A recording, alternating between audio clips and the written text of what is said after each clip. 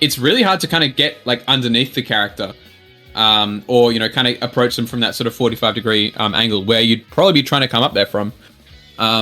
So yeah, he's a wily one, that rat. 100%. Wily is definitely the word I would use to describe him.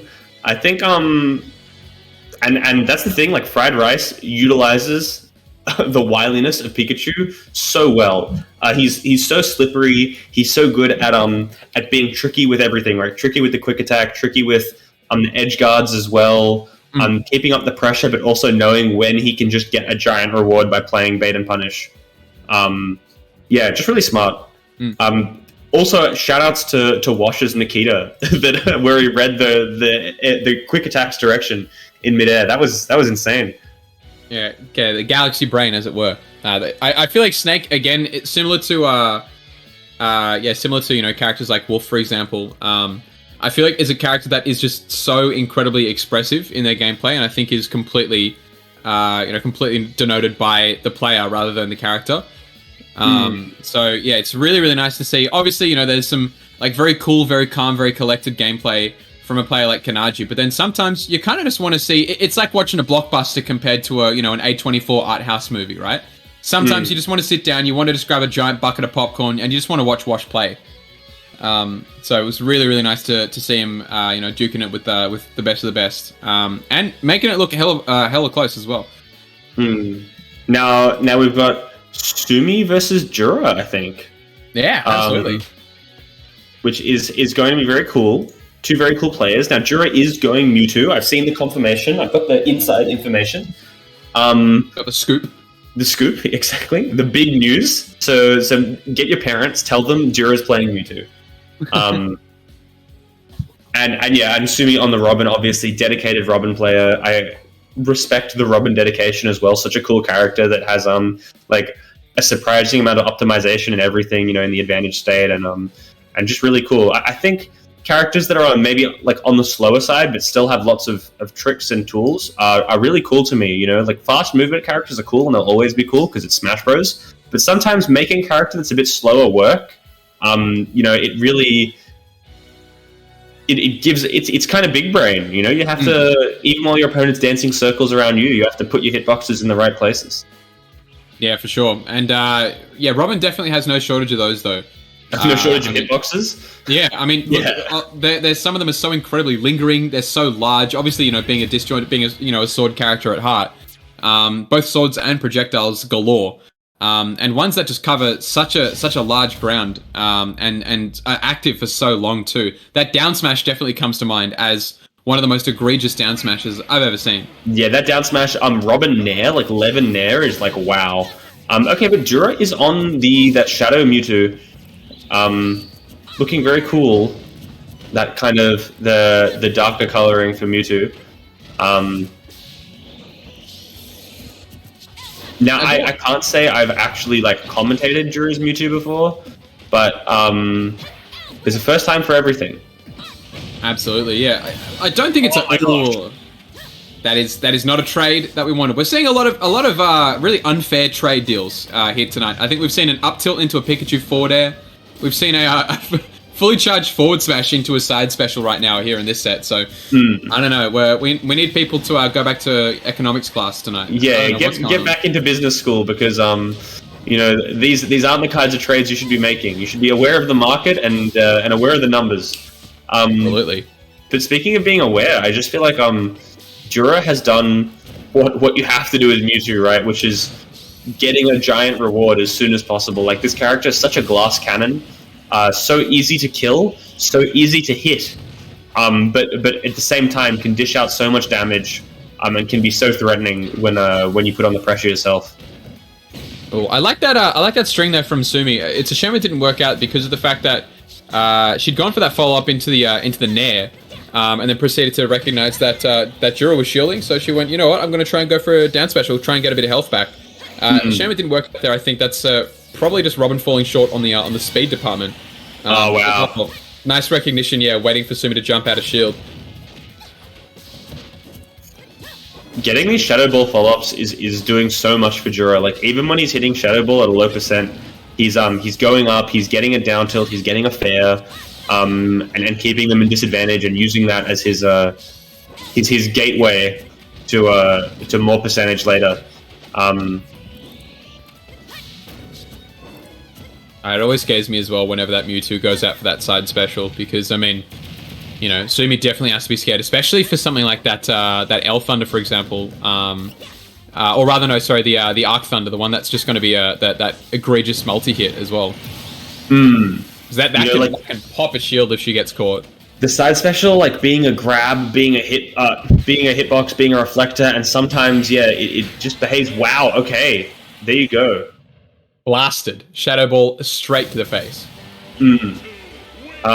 Dura looking like really scary on the Mewtwo. I have to say, I had my doubts. You know, this character can be a little bit polarizing. Even when you really do think you have a great Mewtwo, sometimes a character like Robin, I would feel like would just would kill you so early and make it so hard for you. But Dura was really moving really well, being really aware of what he had to hit and finding it and finding the executing fantastically.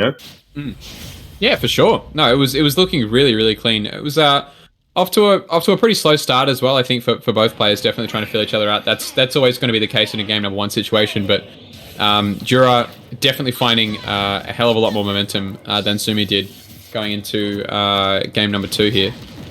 And they've just run it straight back. They've gone back to this it's PS2, and they're having a good time. Having a good time on PS2. Yeah, I mean, they're just having the goddamn time of their lives. Now, Sumi and Dura also taking it 2-1 in their respective winners round 3 sets as well. So, I mean, both players have actually had a pretty hard fought sort of sets to get here. I'd say great. I think maybe SDI from Dura, like to not get hit by that second arc fire, which is normally a pretty consistent follow-up for Sumi. Maybe she also just misspaced it a bit, but him not getting hit by that and not taking an extra 40% from a second arc fire and then 11 up air is game changing. Man, he reflected the book. Wow, he reflected the book. What are that? That's what's that? That's the library card right there. It's just like, I don't want this. I'm returning it. Yeah, 100%. Yeah, he's just yeah, wow. I can't believe it. I read the ending. Snape died. That's crazy. Okay, and here we go. Yeah, that back throw. Mewtwo, a character with no shortage of kill throws. Back throw and up throw, both doing it. Wow. That 11 back air killing at 80. Yeah, I don't know whether or not he might have been trying to drift away from that, but also, I mean, that was so nice from Sumi. Really nicely played. Landing Nair into Dare, and also finding that sword throw into Thoron. I'm doing a clean 35%. I feel like, yeah, so few, I feel, true confirms into Thoron, but I think that sword throw is true into Thoron. Look, I think moves. It could be distance dependent, because obviously, if you hit the projectile very, very late, then Robin has a lot of time to start firing the Thoron. But yeah, it looked kind of true. And Robin now has kind of gone. I feel like there are 2 modes when you play Robin, right? There's like the regular Robin where you're using all your spells and being really smart, and then there's kind of like I have all my spells expiring at the same time. I'm just gonna. Ooh! Wow. That was the ledge trump up special into the down air. That was so gorgeous. That's crazy. Sumi just took 2 stocks with down air. That game. Look at this. There we go. The Elwyn comes out. Yeah, far out. Fantastic. Beautiful. And also stuff. Showing off one of Mewtwo's weaknesses, which is that Mewtwo as a character is just like this giant hurt box that is always kind of floating in the same spot, is incredibly vulnerable. Very easy to hit with powerful moves. No, for sure. I mean, I think Beat in the chat himself, I think, said it best. Beat just said, that was nice. Beat, it was nice. That was hella nice. Yeah. Look, obviously, I would say Beat, probably the player who's got the most matchup experience against Sumi. I'd say maybe like out of the anywhere in the country. Consistently going back and forth for the longest time was Beat, Sumi, and Spike in Newcastle weeklies. Before Beat moved away and down to Victoria as well. So if anyone recognizes good gameplay from Sumi, I feel like it's going to be Beat. I mean, Beat also now with a little bit of a rivalry with Dura as well. You know, those two guys are often meeting each other in the finals of random locals in Victoria. So, you know, he can definitely, maybe he's got an insight. Maybe we should have him on the mic. Absolutely. But, where is Beat nowadays? Yeah, come on, Beat. Wow, okay. A great string just off the start, like 44%. I don't know. I always feel like I feel like I get a bit of FOMO when I see Nosferatu hit at 0, because it's like you didn't get any healing, you know? Like, that's so sad. You hit the move and you didn't even get like half of its value. Yeah, for sure. But it's still good damage. Yeah, and also a command grab too. I guess it depends on what sort of main, you know, what you're trying to look for from it. You know, is it a true follow up, or are we just looking to, you know, try and heal up a bit? It's hard to say. But both. That's why the move's so good. It's both. But anyway, yeah, like Robin kind of. Well, sometimes Sumi kind of gets into this spot where she's just throwing everything but the kitchen sink at the opponent, and it's crazy. It's like Diddy with infinite bananas, except some of those bananas kill, and some of them do like a good 10%. And also, Sumi kind of showing off that that air drift from Robin, actually up in the air for quite some time, and a lot of control on that character. But yeah, these arc fires trying to tickle Dura at the ledge, just getting a forward smash. Get off me! Yeah, I like the idea from. Okay, she's saved by that arc fire. That was so good that she put that arc fire out just as she got hypnotized or whatever that spell is from that down disable. That's right. Oh, such a nice catch there. Recognizing that Dura was potentially going to try and reflect something. Sumi just ducking under it and just going for that massive nair. Again, oh my lord. And Nosferatu, now she's getting the value. She just got those big heals. F-Smash not killing yet for Dura, but Mewtwo's a character who's got guns. This stuff is going to start looking very deadly. Nice. Going down with the nair? That's so cool. Alright, yeah, getting caught by the back air. Not going for anything stylish with the down air, just the massive back air that covers a lot of space, especially for recovery like that. No, when you can really abuse Mewtwo back air, it is such a good move. It does kind of extend his hurt box a lot, and it is very slow. But when you get into that situation where you can just use it for what it is, it's an amazing move. What a float there from Dura, recognizing that yeah, it was not in a good spot there. Ooh, all right, just completely avoiding that ledge altogether. Okay, all right. Good work shielding that down smash as well, you know, knowing that the Robin down smash has like 2 little lightning bolts that come out on either side. Oh yeah, and getting disable F smash. That is so cool. 59% after that hit. I guess 58 if you count before disable as well. Jeez. That's wild. And reflecting the Arc Thunder. Oh my gosh. Oh my lord. That combo was just insane. We are at a last hit, last stock situation.